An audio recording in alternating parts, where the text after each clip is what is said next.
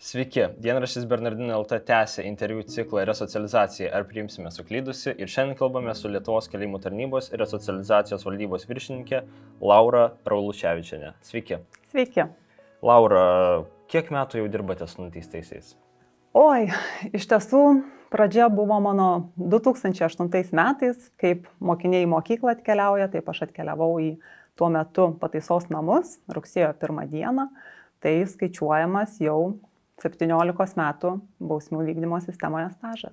Nuo ko pradėjot? Pradžia buvo mano psichologė. Pradėjau dirbti su žmonėmis, nuteistaisiais, ir tikslas buvo atvykus į tarnybą, nes tuo metu psichologai dar buvo statutiniai pareigūnai, šiandien dienai jau yra darbo sutartininkai, padėti žmogui suprasti, kas jo gyvenime vyksta, kas nutiko, kas jį atvedė būtent pas mus į kalėjimą šiuo metu jau vadinamą, ir padėti jam pasikeisti, atrasti vidinę stiprybę, atrasti išorinę motyvaciją, tuo pačiu stiprinti vidinę motyvaciją pokyčiui ir keisti savo gyvenimą taip, kad ateityje į šią įstaigą daugiau negrįžtų. Trumpai papasakokit, kaip pas jūs vyksta resocializacijos procesas pačiose įkalinimo įstaigose. Resocializacijos procesas yra pradedamas nuo pat pirmos dienos, kada nuteistas asmuo atvyksta atlikti jam paskirtą bausmę. Jeigu tai paprastai kalbėti, aš sakyčiau, kad mes resocializacijos procesą galime suskirstyti į 3 etapus. Tai pirmasis etapas yra asmens adaptacija atvykus į įstaigą, kuri dažniausiai trunka iki 3 mėnesių. Per šį laikotarpį asmuo yra supažindinamas su visomis taisyklėmis, su teisės aktais, ką jis turi žinoti, ko turi laikytis, kaip turi elgtis. Taip pat susipažįsta su darbuotojais, kurie lydės į didžiąją jo bausmės atlikimo dalį kelyje į pokytį, ir atliekamas rizikos vertinimas, kada yra nustatoma, kokia yra jo rizika, pagrindiniai kriminogeniniai poreikiai, ar ne, priežastys, dėl ko jis yra kalėjime. Ir tada jau prasideda tas antrasis didysis etapas, kada yra planuojama jo bausmė individualiai, atsižvelgiant į kiekvieną asmenį, į jo asmenybę, kaip minėjau, rizikos vertinimą, ir siekiama bendrų tikslų. Yra sudaromas individualus planas, kur yra numatoma dalyvavimas tam tikrose programuose, užimtumas, jeigu yra poreikis mokymasis, darbinė veikla, ir didžiąją laiko dalį yra dirbama kartu siekiant pokyčio jo žmoguje kaip asmenybėje. Ir paskutinis trečiasis etapas, kuris prasideda likus 6 mėnesiams iki lygtinio paleidimo galimo arba bausmės pabaigos, tai yra tas intensyvesnės pagalbos skirimas grįžimui į visuomenę, kada aktyviai įsitraukia ir savivaldybės į šį procesą, aktyviai įsitraukia ir socialiniai darbuotojai, identifikuodami pagrindinės problemas, su kuriomis galėtų susidurti išėjęs į laisvę nuteistasis. Ir tuo klausimu bendradarbiauja jau su savivaldybės socialiniais darbuotojais, kad būtų užtikrinama pagalba jam išėjus į laisvę ir lengvesnė integracija į visuomenę. Tai ar lengva siekti to pokyčio? Kokie didžiausi iššūkiai kyla jūsų darbuotojams? Pokyčių siekti nėra lengva. Ir galbūt tą didžiausią iššūkį norėtųsi įvardinti mūsų infrastruktūrą. Tai tikriausiai nepaslaptis, kad didžioji dalis nuteistųjų atlieka bausmę gyvendami kambariuose, kurie gyvena nuo 10 iki 20 nuteistųjų, kai kuriais atvejais ir didesnius netgi skaičius turime, ar ne? Tai gyvenant su tokiu kiekiu asmenų, kurių tu nepažįsti, kurie yra visi, įvardinkim, svetimi, ar ne?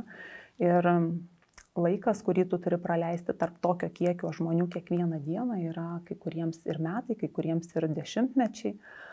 Tai iš tiesų susiduriam su problemom ir subkultūros klausimas, ar ne, ir smurto klausimas, ir įtakų momentai. Tai resocializacija tuo yra, sakyčiau, apsunkinama. Tikrai galim pasidžiaugti, kad turim ir infrastruktūrą, kurią jau pavyko šiek tiek perstatyti, gal taip pasakyčiau, kad žmonės turi galimybę gyventi po 1, po 2, po 3, po 4 asmenis, ir tikrai pastebim, kad kuo mažesnėje patalpoje gyvena žmogus, kuo labiau jis turi erdvės savo, galimybė pokyčių yra didesnė. Kaip su ta motivacija? Kokia dalis jų, jeigu skaičiais kalbant, nori keistis, kokia ne? Skaičiais tikriausiai nepasakysiu, nes motivacija tai yra kintantis dalykas, ar ne? Ir jeigu tu tik atvykusiu nuteistuoju kalbi, ar ne? Ir jeigu jis yra, pavyzdžiui, jauno amžiaus, tai gali matyti, kad tas požiūris yra dar netoks stiprus motivacija, ar ne? Jis tai gyvena dar tuo, kas vyksta čia ir dabar ir atrodo, kad gal ir norėčiau dar pagyventi paprasčiau, bet laikui bėgant, darbuotojams dirbant, bendraujant, įtraukiant jį į veiklas, ta motivacija yra didinama, stiprinama pokyčiai. Kaip yra su nuteistaisiais iki gyvos galvos? Ar jie iš vis motyvuoti keistis ar ne? Taip. Iš tiesų, dabar, kai paklausėte šio klausimo, tai šmėstelėjo į galvą tokia kaip ir sėkmės istorija, kur yra visai dabar šviežia dar. Turėjom asmenį, kuris buvo nuteistas mirties bausmiai, bet keičiantis mūsų bausmių sistemai, ar ne, buvo mirties bausmė panaikinta ir jam buvo pakeista bausmė į bausmę iki gyvos galvos. Jo siekis pokyčiui, motyvacija įsitraukti į veiklas, motyvacija keisti save kaip asmenybę, privedė jo iki to, kad jis šiandien dienai yra paleistas lygtinai, yra probacijos tarnybos priežiūroje ir, kiek žinome, ganėtinai sėkmingai integruojasi į visuomenę. Tai tikrai turim nemažą dalį nuteistųjų iki gyvos galvos, kurie savo pastangomis įrodė ir teismui, priimant sprendimą, juos perkelti į tą vadinamą pusiau atvirą tipą iš uždaro tipo ir turėti netgi galimybės būti perteistiem į terminuotas bausmes. Žinom, kad tikrai nemaža dalis nuteistų išėjusių į laisvę padaro vėl pakartotinius nusikaltimus, bet mes prieš pokalbį būtent ir kalbėjomės, kad tas skaičius kinta ir gerėja situacija. Tai gal galit pristatyti ją? Taip, nepaslaptis, kad grįžtančių asmenų tikrai turime, kurie padaro pakartotinius nusikaltimus, bet labai norėtųsi pasidžiaugti, kad sistema keičiasi. Ir jeigu mes pasižiūrėtumėm 10-metį atgal, 5-metį atgal, tai šiandien dienai mes turime mažiausią nuteistųjų skaičių kalėjimuose, nes anksčiau į šios pačius kalėjimus būdavo talpinami apie 10 000 nuteistųjų, šiandien dienai mes nesiekėm 4 000. Tai tikrai šie rezultatai džiugina, taip pat sistemoje pokyčiai vykstantis irgi yra labai stiprus.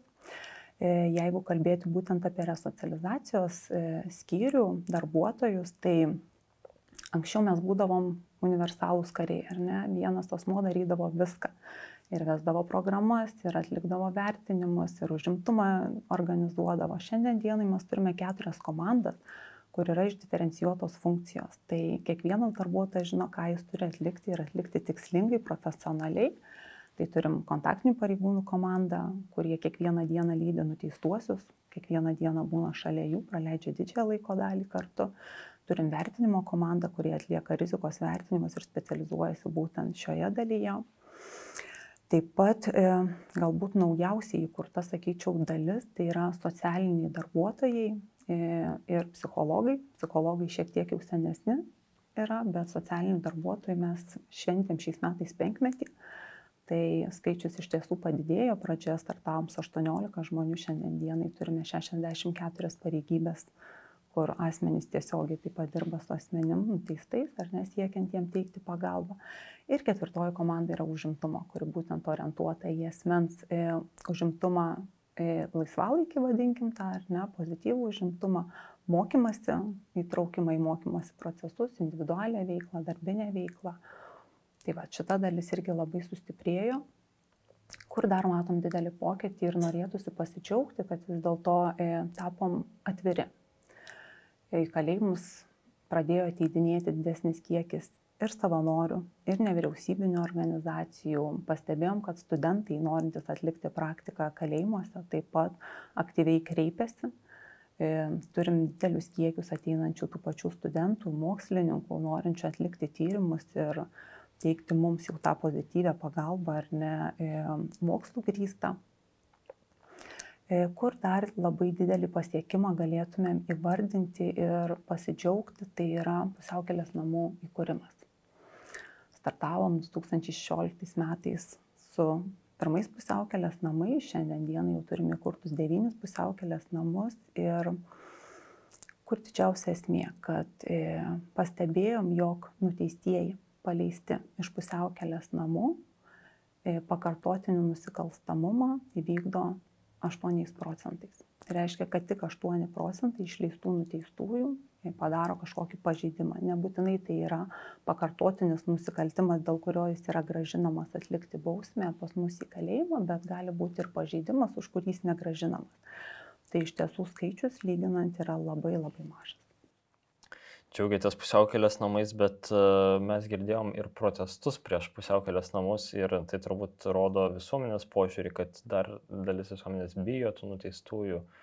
Ar per tos jūsų 17 metų, kai dirbat su įkalinimo įstaigose, požiūris keičiasi visuomenės?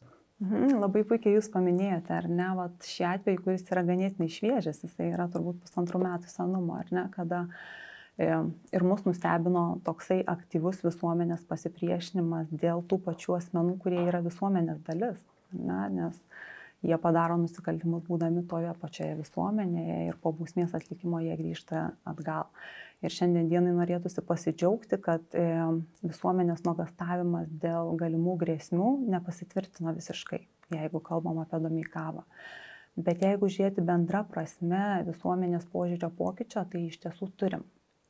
Ir tas požiūris iš tiesų keičiasi mažais žingsneliais, bet į pozityvę pusę.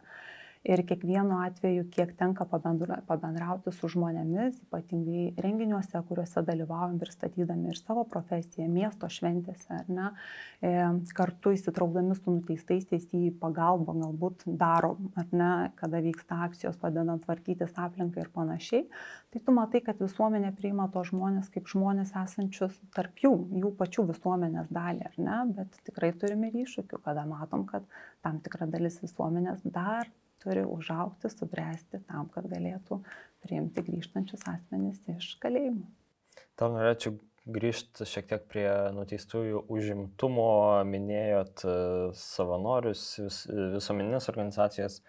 Gal galėtumėte įvardinti, kokios tos veiklos siūlomos nuteistiesiems? Veiklų spektras yra labai platus. Tai pirmiausia, mes džiaugiamės, kad tikrai turim savanorius, kurie dešimtmečiais jau pas mus lankosi ir pradėjo nuo paprasto pokalbio apie save, ar ne, pristatydavo savo problemą, pristatydavo, kaip jie jautėsi, kaip vyko jų gyvenimo pokyčiai ir tokiu pavyzdžiu skatino nuteistuosius keistis. Šiandien dienai mes turim labai didelę pasiūlą nuo socialinių įgūdžių formavimo iki meno terapijų vedimo, iki psichologinių konsultacijų, pagalbos apgyvendinant nuteistuosius grįžus iš kalėjimų, jeigu jie neturi galimybės grįžti pas artimuosius ar juos yra praradę ir panašiai. Mokina užsienio kalbas. Jeigu turim užsieniečius atliekančius bausmę, jie juos mokina lietuvių kalbos. Tai spektras pasiūlomų jų veiklų yra tikrai didelis ir tai yra didelė pagalba mums. Didelė pagalba nuteistiesiems, nes tikrai žinom, kad pats nuteistasis savanoriai asmenį iš išorės priima lengviau, pozityviau, lengviau atsiveria, lengviau pasiduoda tai, vadinkim, pozityviai įtakai ir siekia pokyčio. Ką jūs pati supratot apie nuteistuosius kaip žmonės per tos 17 metų? Kad kiekvienas asmuo atkeliauja su savo istorija. Ir tikrai tu pamatai, kad tos istorijos nuo pat gyvenimo pradžios iki tos dienos, kada jie atsiduria čia, yra labai įvairios. Ir vienais atvejais tai yra sudėtingi gyvenimai, ar ne, sudėtingos situacijos, daug išgyvenimo, daug sunkumų, su kuo susidūrė ir pagalbos iš išorės neturėjo, palaikymo neturėjo, ar ne, ir tie keliai, kuriuos pasirinko tuo metu, jiem atrodė geriausia. Kitus atvejus matom atvirkščiai, ar ne, atrodo viską galėjo, viską turėjo, ar ne, bet pasirinko kitokį būdą. Tai tas supratimas apie žmogų, bendravimas su juo ir gebėjimas išklausyti, išgirsti jo pagrindinius poreikius, parodyti galimybę gyventi kitaip, yra tas raktas, kuris gali pakeisti jų ateitį. Ar sunku pamatyti nuteistajame žmogų? Mane. Ne. Tai ačiū labai už jūsų įžvalgas ir už įdomų pokalbį. Ačiū Jums labai už galimybę pabūti čia.